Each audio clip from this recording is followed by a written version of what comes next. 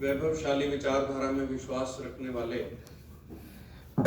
दुनिया के सबसे बड़े गणतंत्र भारतवर्ष के सबसे खुशहाल राज्य हरियाणा के सबसे तेजी से विकसित हो रहे हल्का हांसी के इस खूबसूरत सभागार में उपस्थित आज के इस खूबसूरत कार्यक्रम के मुख्य अतिथि हांसी के लोकप्रिय मृदुभाषी मिलनसार और मेहनती विधायक पूर्व मुख्य संसदीय सचिव श्री विनोद भयाणा जी, इस खूबसूरत सभागार में उपस्थित आज के कार्यक्रम की मुख्य वक्ता और अध्यक्षा राजयोगिनी उषा दीदी जी, जो इंटरनेशनल मोटिवेशनल स्पीकर हैं,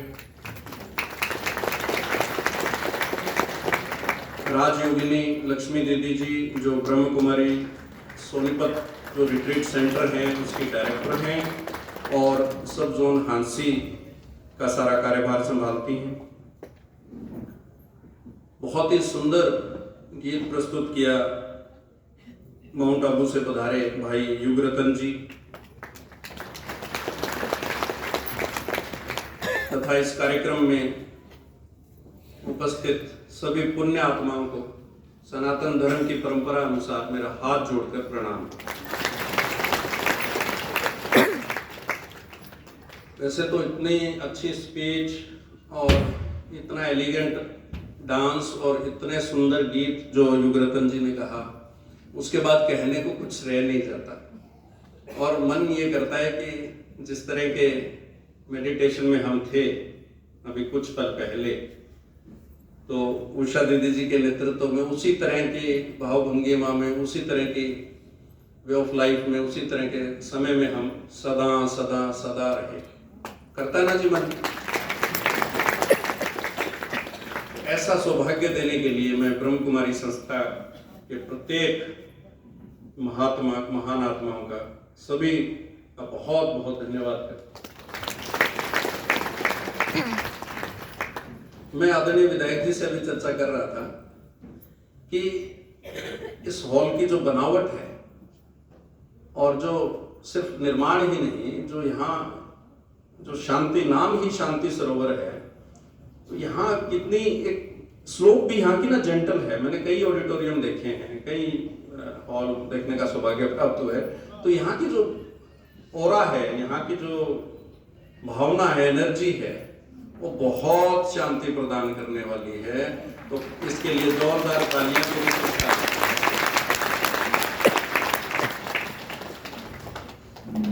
अभी मोबाइल की बात चली तो मैं आपसे थोड़ा सा एक निवेदन करना चाहूंगा। अपने में से एमए कौन कौन है? एमए 10 15 20 हाथ खड़े हो गए जी, ठीक है जी। और अभी उषा दीदी जी ने बात की कि मोबाइल एडिक्टेड हो गए हम सारे, तो हम सारे एमए हैं, हम सारे मोबाइल एडिक्टेड हैं। पर असली एमए क्या है? असली एमए है जो माउंट आबू, एम माउंट ए आबू, जो माउंट आबू गया है वो असली एमए। तो हम सब असली एमए बने। ये देखो कितने असली एमए, देखो आप सब असली एमए बनो, ये मेरी कामना है। और एक निवेदन आपसे करना चाहूंगा कि पानी किसको पीना चाहिए या किसको पिलाना चाहिए, ज्यादा पुण्य किस बात का होता है? देवता की बात चली, हम सब देवता आधे दिन के तो बन ही गए, गारंटी ले ली। पानी जिसने पी रखा हो, फुल हो यहां तक, उसको या प्यासा हो उसको पानी पिलाने का ज्यादा फायदा है, प्यासे को। तो एक निवेदन है, आगे से जब भी किसी इस तरह का सुंदर कार्यक्रम का आयोजन हो, तो हम जो पानी पी चुके हैं, तृप्त हैं, उनको पानी ना पिलाएं। किसी एक ऐसे व्यक्ति को लेके आए जिसका ब्रह्म कुमारी संस्था से कोई वास्ता नहीं रहा, जो कभी ऐसे खूबसूरत हॉल में आया नहीं, जिसने उषा दीदी जी को कभी सुना नहीं, जिसने लक्ष्मी दीदी जी को कभी सुना नहीं। ऐसे एक इंसान को, पड़ोसी हो सकता है, रिश्तेदार हो सकता है, परिवार का हो सकता है, उसको साथ लेके आओ। बहुत सारे हैं, चलो बहुत अच्छी बात है। जो पहली बार आए हैं उनको दोबारा प्रणाम जी, और आते रहा करो, जरूर आओ। यहाँ 3 आश्रम हैं, 3 ऐसे संस्था के भवन हैं, उनमें से किसी में भी जाओ, कभी भी जाओ। तो बड़ा अच्छा लगे। सिर्फ निमंत्रण पे नहीं, हमें तो वैसे भी आना चाहिए, आते रहना चाहिए। और 5 दिन का शिविर, अभी 5 दिन का कार्यक्रम रखा है, कितने अच्छे उसके टॉपिक्स हैं।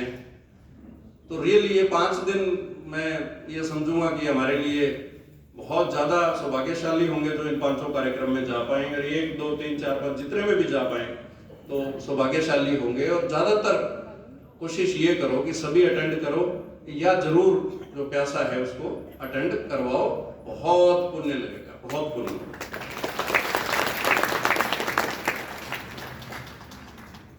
और जो आखिरी पंक्ति में बैठे हैं वो भी अपने आप को मंच पे बैठे जैसा ही समझे, वैसा ही अनुभव हो रहा है सबको। ऐसा हो रहा है ना जी? वैसे किसी न किसी को आखिरी में बैठना पड़ ही जाता है। एक बार की बात है, छोटा सा एक एनेक्डोट सुना देता हूँ। भूटानी जी को तो शायद ध्यान होगा। ट्रेन का आखिरी डिब्बा, एक बुजुर्ग थे तो यात्रा कर रहे थे, काफी लंबी यात्रा थी, तो उनको आखिरी डिब्बे में सीट मिली।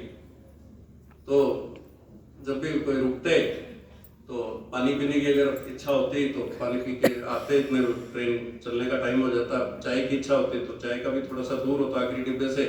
बड़ी दिक्कत उनको पूरे सफर के दौरान हुई। तो पूछा उनसे, कैसा रहा जी सफर? क्या सफर रहा, कुछ नहीं बोले। बड़ी दुर्गति सी हुई। क्या हुआ? बोले आखिरी डिब्बा जो है ना ट्रेन में होना ही नहीं चाहिए, और अगर गलती से लगाना पड़ जाए तो बीच में लगाना चाहिए। आखिरी डिब्बा, 2 डिब्बे तो कोई तो आखिरी होगा। कोई दिक्कत नहीं है जो आखिरी में बैठे हैं, या लाइन जो है, लाइन उसी को कहते हैं, डिसिप्लिन को कहते हैं। चाहे लास्ट में बैठे हैं, चाहे हम बाद में निमंत्रण आए, निमंत्रण ना आए, कोई सुविधा हमें मिल पा रही है, बोले जी ये हमें ये राशन कार्ड नहीं बना, हमारी गली पक्की नहीं है, हमारे मतलब कोई भी असुविधा हमें हो सकती है। इसका अभिप्राय सिर्फ ये है कि कोई भी असुविधा हमें हो सकती है, या सुविधा ना मिली हो या खुशियां ना मिली हो, तो फिर भी संतुष्ट रहना, परमात्मा को अपना मान के उसकी कृपा में संतुष्ट रहना, सम रहना। सुख आए दुख आए, सुख में बहुत ज्यादा इलेटेड ना हो जाओ, बहुत आसमान पे ना चले जाओ, और दुख में बिल्कुल ही सुसाइडल टेंडेंसी ना हो जाए। इस तरह का अगर जीवन हम सम रह करके बिताएंगे तो मैं समझूंगा हमारा आज का आना यहाँ पे सफल होगा। और खुशियों का द्वार, इतना सुंदर नाम रखा है कार्यक्रम का। तो खुशी तो एक स्टेट ऑफ माइंड ही है। दुख के अभाव को खुशी नहीं कहते, मेरा ये मानना है। दुख है, टेंशन है, जैसे बताया छोटे बच्चे को भी क्या टेंशन, लेकिन उसने शब्द सुन लिया। किससे सुन लिया? पेरेंट्स से, माँ बाप से सुन लिया। तो बच्चा भी, इसलिए हमें कोशिश यही करनी है कि खुशी को आने दें। उषा दीदी जी ने बहुत अच्छे तरीके से बताया कि खुशी तो आने का बहाना ढूंढती है, नॉक भी करती है, हम दरवाजा ही नहीं खोलते। सच्चाई तो ये है। तो खुशी जब नॉक करे, दरवाजा खुला रखना है या खोल देना है, तो आज का आना हमारा सफल हो जाएगा। और आपसे निवेदन इतना सा करूंगा कि किसी भी प्रकार का कोई काम हो, यहाँ आदरणीय लोकप्रिय विधायक जी बैठे हैं, तो कोई भी बात हो, अध्यात्म के अलावा, अध्यात्म के लिए तो हम आए हुए, कोई किसी प्रकार का काम हो, कभी विधायक जी से तो मिलते रहते हैं। एसडीएम ऑफिस भी आपके लिए दरवाजे खुले, कभी भी किसी भी समय आए आप, आपका बहुत स्वागत है। इन्हीं शब्दों के साथ ज्यादा समय नहीं लेते हुए आदरणीय विधायक जी ने बोलना है। आप सबने समय दिया, सुना, आपका बहुत बहुत धन्यवाद। जय हिंद, जय भारत।